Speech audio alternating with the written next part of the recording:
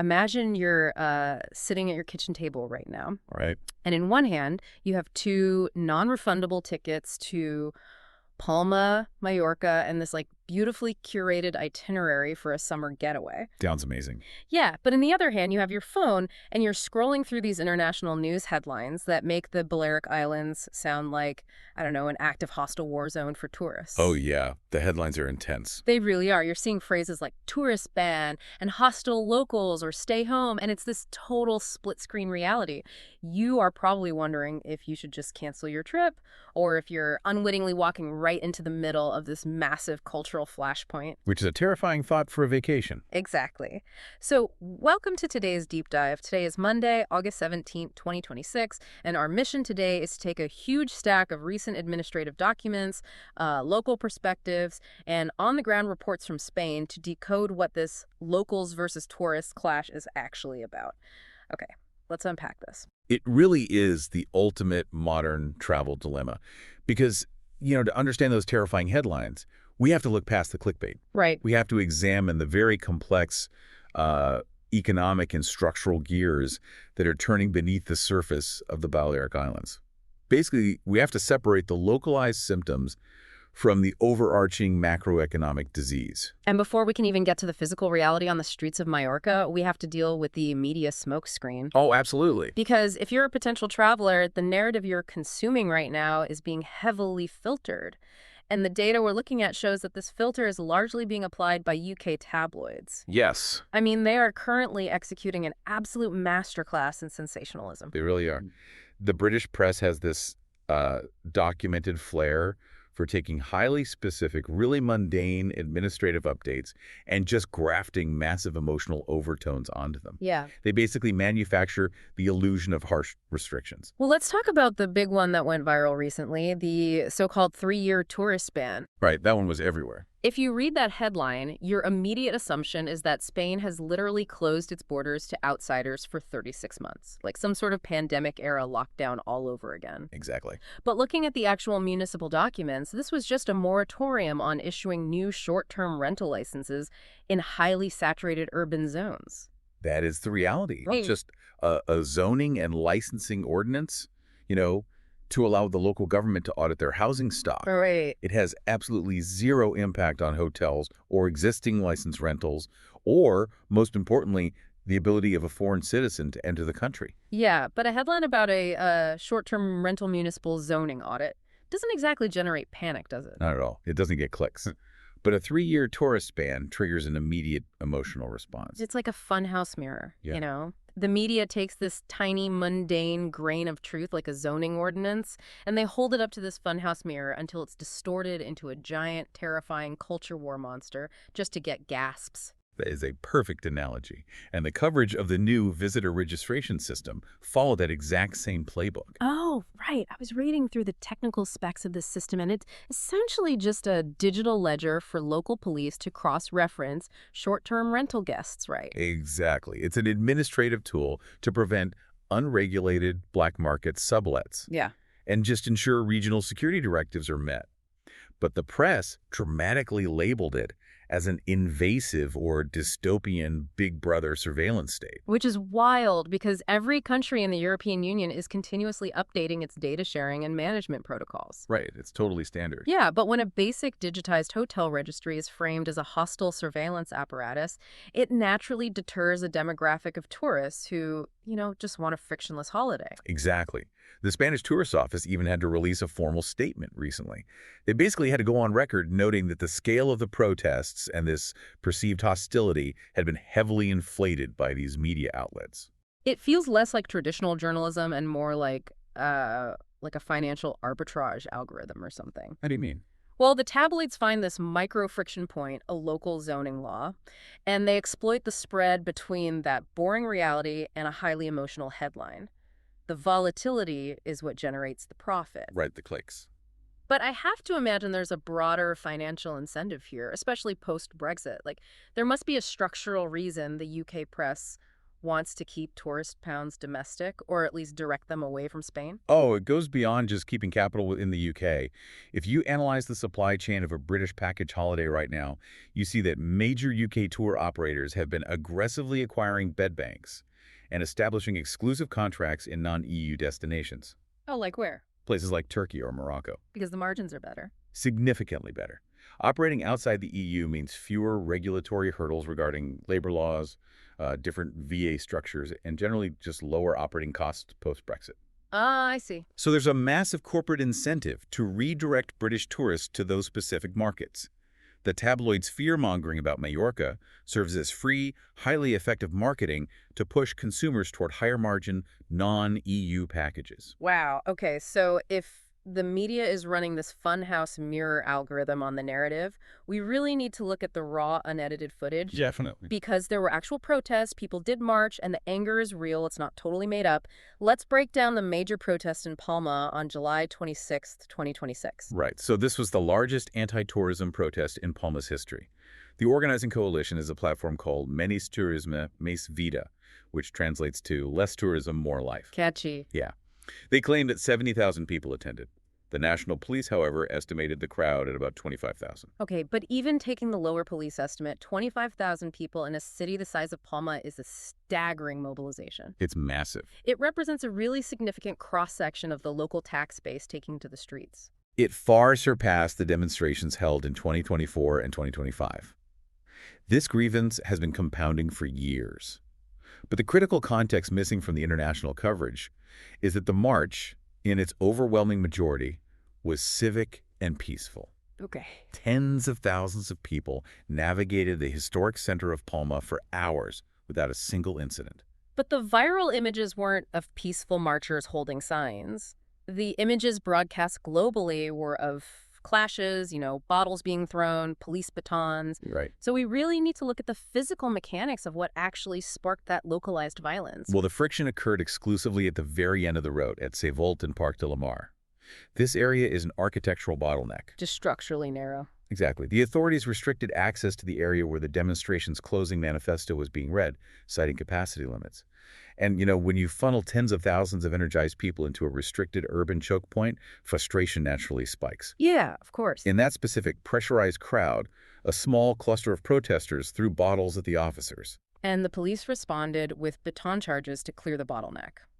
I read that 8 people were injured and 2 were actually hospitalized. Yes. Which is a serious incident, obviously. But it sounds like it's a matter of urban flow and scale. Like a localized clash involving a tiny fraction of the crowd generated by a crowd control failure at the end of a long, peaceful day. We see this validated when we look at what happened just 2 weeks later, on August 8th, in the town of Solar. Oh, right, the valley town. Yes. This demonstration was organized by a youth movement alongside the main platform. The Guardia Civil estimated about 1,000 attendees, while organizers said 2,500. Still, for a small town, that is a massive turnout. Huge. They marched under the slogan, Solar al limit, meaning solar at the limit. And that march passed with 0 incidents. Completely peaceful. And their grievances in Solar were incredibly hyper-local, weren't they? Very much so. They weren't just shouting at the sky about too many people. They were protesting acute, measurable infrastructure failures because Solar is geographically isolated, right? It's connected by a major tunnel. Exactly. And that tunnel was just not engineered for the daily gridlock of 10,000 rental cars. Wow. Furthermore, they highlighted the mounting ecological pressure on the port, specifically the destruction of the Posidonia seagrass meadows caused by unregulated seasonal boat anchoring. So they were articulating the precise argument made in Palma, just mapped onto a microenvironment. The protest is about the structural shape and scale of the tourism model and how it overwhelms local carrying capacity. Right. It is not an attack on the individual visitor. Precisely. Okay, I understand the distinction between a systemic critique and individual hostility, but I have to push back here a little bit on the narrative that this is an entirely peaceful sort of academic policy dispute. Okay, fair enough. Because during that same weekend as the solar protest, 2 activists were arrested in Santa Maria del Camí for smashing the windows of 5 real estate agencies. Yes, that did happen. When activists start vandalizing real estate offices, that crosses the line from civic demonstration into direct, tangible hostility. I mean, if you are a visitor observing property destruction, it feels inherently volatile. Doesn't this cross the line? What's fascinating here is that the San Maria del Kami incident reveals the inevitable fracturing that happens within any broad social movement. Fracturing. Yes.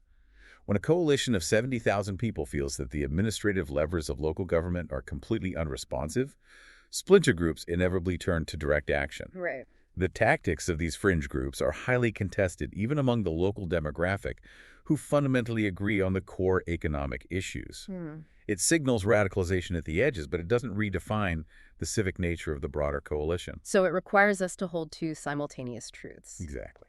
The movement is overwhelmingly focused on peaceful policy reform, but the underlying economic frustration is severe enough that it is boiling over into property damage for a radicalized minority. Well said. To understand why those windows are being smashed, we have to look past the surface-level anger and examine the spreadsheets. Yes, We absolutely. have to look at the math driving the friction. The math dictates everything.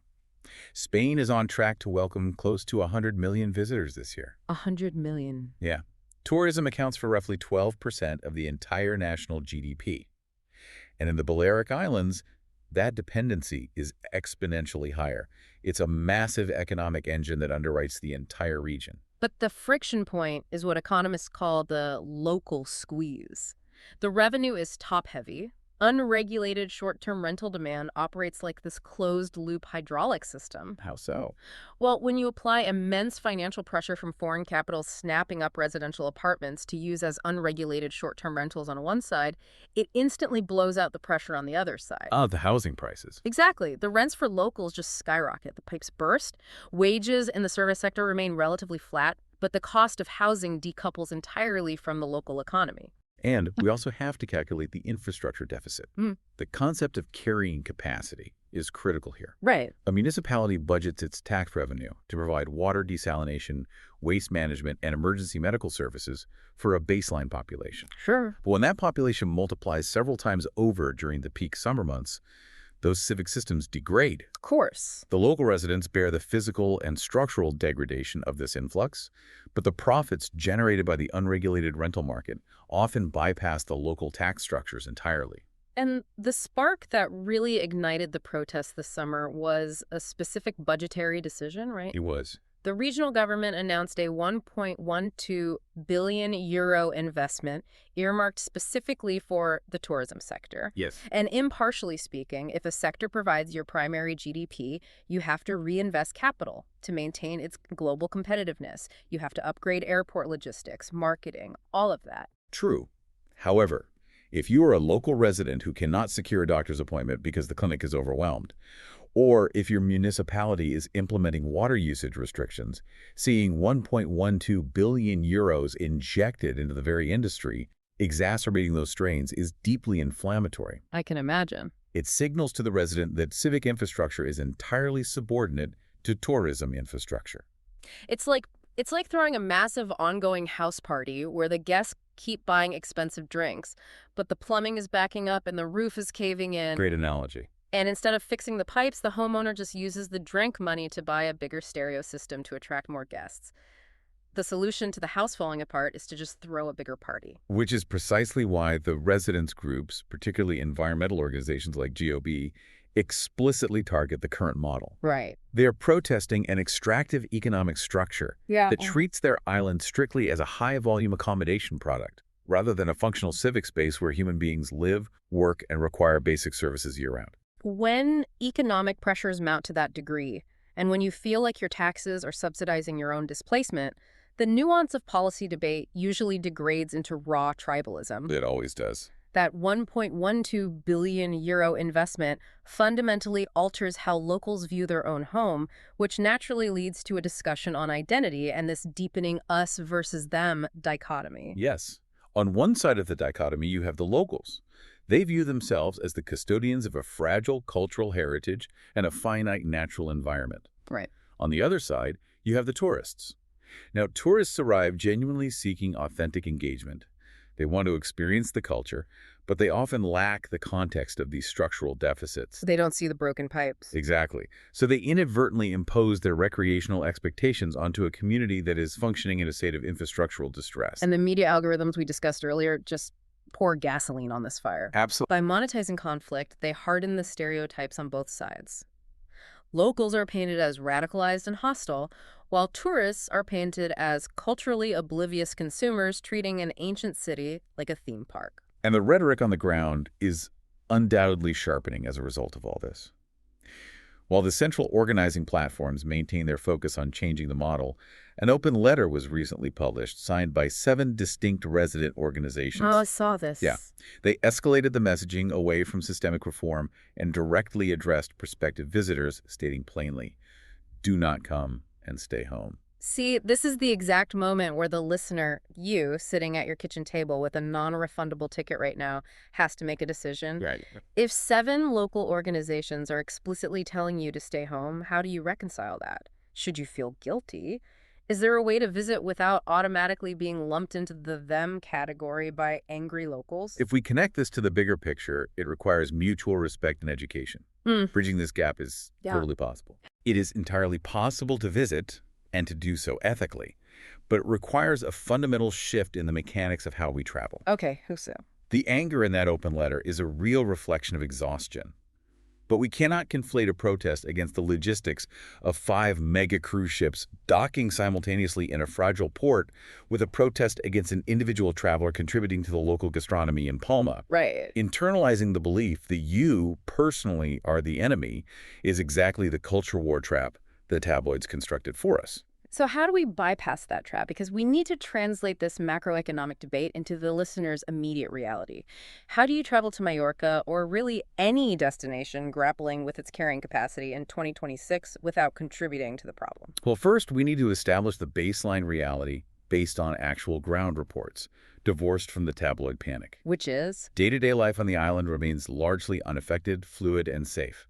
Visitors are not being targeted, harassed, or obstructed in the streets, the restaurants, or on the coast. So the physical environment is secure. Completely. However, the socioeconomic atmosphere has evolved. There is a demand for a new baseline of awareness. The analytical framework that emerges from the local discourse introduces this really interesting concept of invisible luxury. Invisible luxury. Yeah, the documentation we reviewed defines it as presence without imposition. Exactly. It's an elegant phrase, but what does that actually look like when you are booking a trip and spending money? It is about redirecting capital away from extractive platforms and into local municipal tax bases. Practically, it means choosing smaller, officially licensed boutique accommodations or established hotels over unregulated short-term apartment rentals. By doing that, you immediately remove yourself from the hydraulic pressure system, displacing local tenants. You stop competing with the locals for their own residential housing stock. Exactly. Secondly, it involves spreading the load factor. You disperse your economic footprint beyond the most highly saturated algorithmic hotspots of Palma. Venture out a bit. Yeah. You move capital into the interior, engage with secondary nodes, and patronize businesses that sustain the year-round economy. And fundamentally, you approach the island as a complex, lived-in civic space, rather than a frictionless stage set engineered purely for your leisure. It's basically like being a great guest at a friend's house. Oh, I like that. You enjoy their hospitality, but you also, take off your shoes at the door, you don't eat the last slice of cake, and you leave the space exactly as you found it. It's the shift from extraction to engagement. Absolutely. This considered presence is the ultimate form of travel. It enriches both the visitor and the destination. Okay, let's take a breath and map the territory we've covered today. We started by dismantling the funhouse mirrors of the tabloids, showing how routine zoning audits are spun into terrifying tourist bans to manipulate post-Brexit travel flows. Right. Then we looked at the raw data of the protests. Tens of thousands of citizens engaged in overwhelmingly peaceful civic action, driven by a 100 million visitor economic engine that is stretching local carrying capacity to its absolute breaking point. Yes. And finally, we arrived at the socioeconomic strategy of invisible luxury, shifting our capital to ensure our presence sustains the destination rather than degrading it. So what does this all mean? It means that modern travel is no longer a passive act of consumption. It is an active economic decision with profound structural consequences. Right. But looking at the trajectory of these policies, it leaves us with a deeply complex paradox to consider. We've established that the ultimate goal of the residents and the municipalities is to drastically reduce raw volume, eliminate cheap, unregulated rentals, and pivot entirely toward this model of invisible luxury, right?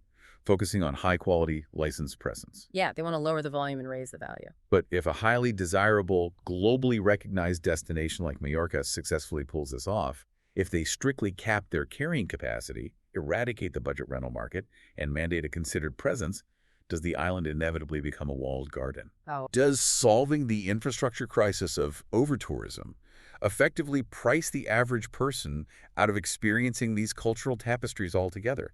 Does it inevitably become an exclusive playground reserved only for the ultra-wealthy? that is the ultimate split-screen reality. Do we save the ecosystem and the local heritage by locking the gates to anyone who can't afford the premium? That is a profound question to sit with the next time you look at your itinerary. Thank you for joining us on this deep dive. Keep exploring, keep asking the hard questions, and we will catch you next time.